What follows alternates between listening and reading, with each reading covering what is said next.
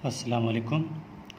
अच्छा देखिए, इससे पहले हमने आपको बोन्स के बारे में बता दिया और ठीक है कि इसकी जनरल एनाटॉमी किस तरह होती है। अब बोन्स की बात आती है कार्टिलेज की। देखिए कार्टिलेज जो है इसको क्या बोलते हैं, किस तरह मतलब कौन कौन से टाइप्स होते हैं वो देखते हैं। ठीक है, कार्टिलेज जो होता है इसको हम बोलते हैं सेमी फ्लेक्सिबल। ठीक है, cartilage is a semi flexible cartilage is a semi flexible. ठीक है, सेमी फ्लेक्सिबल क्यों है? देखिए ना, एक चीज़ होती है फ्लेक्सिबल, ठीक है, जिसकी लचक होती है। ठीक है, इस कार्टिलेज में भी लचक है। सेमी फ्लेक्सिबल का मतलब ये है कि एक चीज़ होती है ना स्ट्रॉन्ग, वो स्ट्रॉन्ग नहीं है, ये फ्लेक्सिबल है, सेमी फ्लेक्सिबल है। मतलब ज़्यादा स्ट्रॉन्ग भी नहीं है, ज़्यादा नरम भी नहीं है। ठीक है, आप इसको दबाएंगे, आप इसको अगर दबाएंगे तो वो दब जाएगा, फिर दोबारा अपनी असल हालत में आ जाएगा। ठीक है, इसको हम कार्टिलेज बोलते हैं। इसके अलावा कार्टिलेज की फीचर्स क्या क्या हैं? कार्टिलेज जो है क्या करता है? Act as a shock absorber. ठीक है, एक्ट एज शॉक एब्जॉर्बर। ठीक हो गया, ये भी कर लेता है। इसके अलावा बॉडी में जो है वो सपोर्ट करता है, support to the body, support to the body को सपोर्ट करता है। ठीक हो गया, ये पॉइंट्स आपने भी इस तरह पॉइंट्स में लिखना है। ठीक है, इसके अलावा जो कार्टिलेज है ये कहाँ कहाँ पर होता है? ठीक है, आपने अक्सर देखा होगा ना कि हमारे पास जो नी जॉइंट है उसमें भी कार्टिलेज होता है।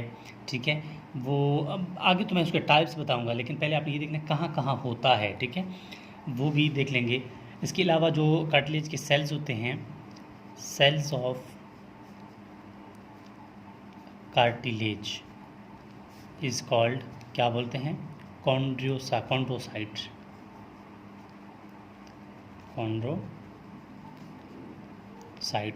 कॉन्ड्रोसाइट्स बोलते हैं। ठीक है, इसके अलावा जो कार्टिलेज का जो स्ट्रक्चर है वो कुछ इस तरह का होता है, अगर आपने हिस्टोलॉजी में पढ़ा हो। ठीक है, कि इससे पहले तो क्या होता है कि बेसमेंट मेम्ब्रेन होता है, वहाँ पर ये मैट्रिक्स बना होता है। ठीक है, और कुछ इस तरह के क्या होते हैं? कॉन्ड्रोसाइट सेल्स होते हैं। ठीक है, ये तो बात इस तरह हो गई। इसके अलावा जो कार्टिलेज है it has no blood supply. अब इस बात को आपने गौर से देखना है। मैंने कहा कि it has no blood supply, cartilage जो है इसमें ब्लड सप्लाई नहीं होता। इसका मतलब it can not be regenerate. देखिए ना, अगर कार्टिलेज का कोई पार्ट कट जाए बॉडी में तो वो दोबारा नहीं बनेगा। आपने देखे होंगे ना, अगर किसी शख्स का नोज़ थोड़ा कटा हुआ है, कान कटा हुआ है, तो क्या वो दोबारा रीजनरेट करेगा? नहीं करेगा। क्यों नहीं करेगा? क्योंकि उसमें ब्लड सप्लाई नहीं होता। तो पर यहाँ एक सवाल पैदा होता है कि अगर उसमें ब्लड सप्लाई नहीं होता तो वो ज़िंदा कैसे हैं? वहाँ के सेल जो हैं किस तरह अपनी खुराक ले रहे हैं? ठीक है, वो अपनी खुराक ले रहे हैं बाय डिफ्यूजन मैट्रिक्स के ज़रिए से। ठीक है, दे गेट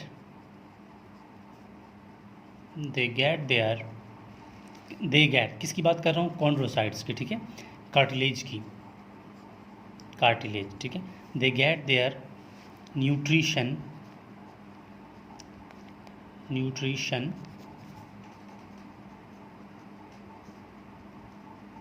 बाय डिफ्यूजन। ठीक है, डिफ्यूजन ऑफ ऑक्सीजन की डिफ्यूजन करते हैं। ठीक है, तभी जाकर अपना ये जो है वो क्या करते हैं कि अपना खुराक ले लेते हैं। ठीक, ये इसलिए तो ये ज़िंदा है, ये बात हो गई। अब इसकी टाइप्स की बात कर लेते हैं कि कितने टाइप्स होते हैं कार्टिलेज की। वो होते हैं 3। कौन कौन से होते हैं? हेलाइन cartilage, फेब्रो cartilage.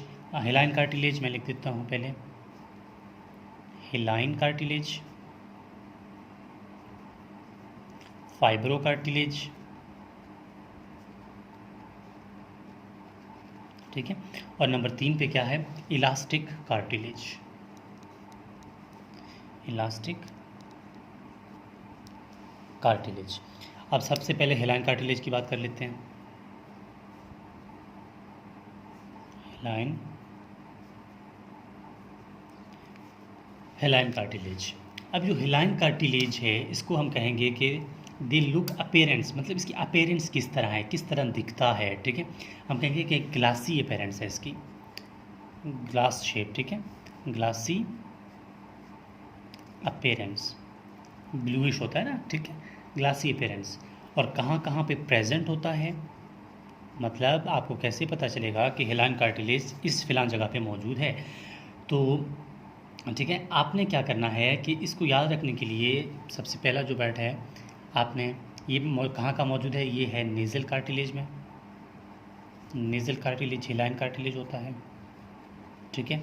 Nasal cartilage, laryngeal cartilage जो हमारे लैरेंक्स में होता है, लैरेंजियल, ठीक है, लैरेंजियल कार्टिलेज भी यही होता है, ठीक है, हेलाइन कार्टिलेज होता है। और जो कोस्टल कार्टिलेज होता है, कोस्टल कार्टिलेज कौन कौन से होते हैं, कोस्टल मैं बता देता हूँ, कोस्टल कार्टिलेज भी क्या है, हिलाइन कार्टिलेज होते हैं। कोस्टल कार्टिलेज का मतलब ये है कि जो रिब्स होते हैं ना, रिब्स आके स्टर्नम के साथ अटैच होते हैं ना कि कार्टिलेज से, उसको बोलते हैं कोस्टल कार्टिलेज, ठीक है। ये जो कार्टिलेज हैं वो कौन कौन से हिलाइन कार्टिलेज होते हैं। इसके अलावा आर्टिकुलर कार्टिलेज जो होते हैं ना, आर्टिक्यूलर कार्टिलेज मतलब क्या कि आर्टिक्यूलर कार्टिलेज मतलब जहाँ भी आपको ज्वाइंट मिलेगा तो ज्वाइंट के दरमियान जो कार्टिलेज होता है उसको हम हिलाइन कार्टिलेज बोलते हैं, ठीक हो गया, ये बात हो गई। अब बात आती है फाइब्रो कार्टिलेज की बात। फाइब्रो कार्टिलेज, अब जो फाइब्रो कार्टिलेज है ये इसकी शेप जो मतलब जो है वो ओपेक शेप है, ठीक है, धुंधला सा है, ओपेक, ये क्यों है, ओपेक शेप, ठीक है, या ओपेक जो है मतलब धुंधला सा होता है। इसके अलावा इसकी अपेरेंस कहाँ कहाँ पर है, प्रेजेंट इन, कहाँ पे प्रेजेंट होता है हिलाइन, ये फाइब्रो कार्टिलेज ये प्रेजेंट होता है, मतलब जो इंटरवर्टिब्रल डिस्क होते हैं ना वहाँ पर प्रेजेंट होता है, इंटरवर्टिब्रल डिस्क, मतलब ये जो हमारे वर्टिब्रास होते हैं ना, ये वर्टिब्रास, इन वर्टिब्रास के दरमियान जो एक डिस्क, ये जो कार्टिलेजेस होते हैं ना यहाँ पर, ये डिस्क होते हैं ना, डिस्क के दरमियान जो कार्टिलेज हैं ये हैं फाइब्रो कार्टिलेज है, ठीक हो गया।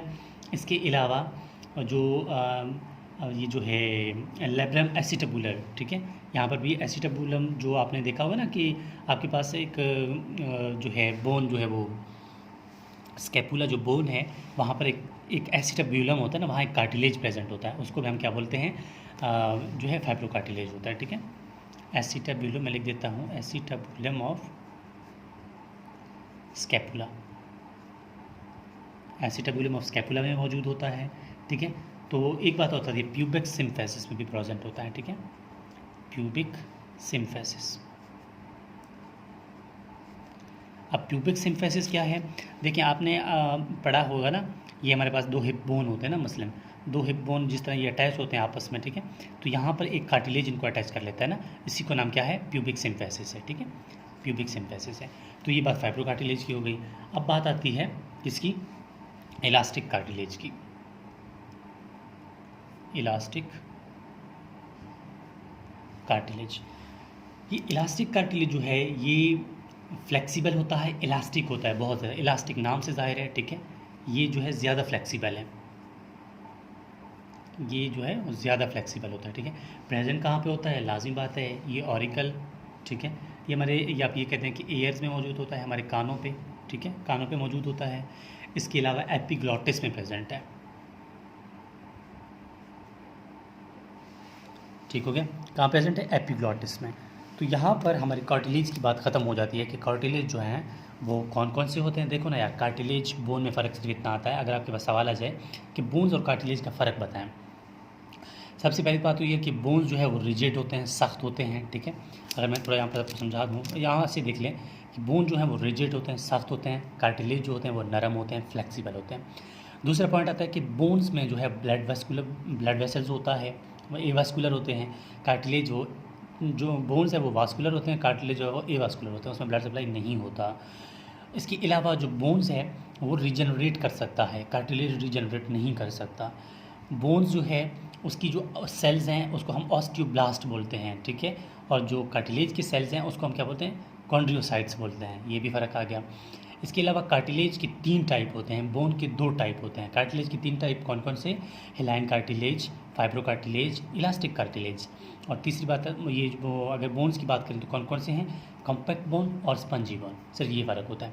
अगर ये 7-8 पॉइंट जो आप इस तरह के लिख देते हैं तो आपके क्वेश्चन जो है वो कंप्लीट हो जाता है। सवाल आ सकता है कि difference between cartilage and bones. तो this is whole about difference between cartilage and bones and whole description of cartilage and its types.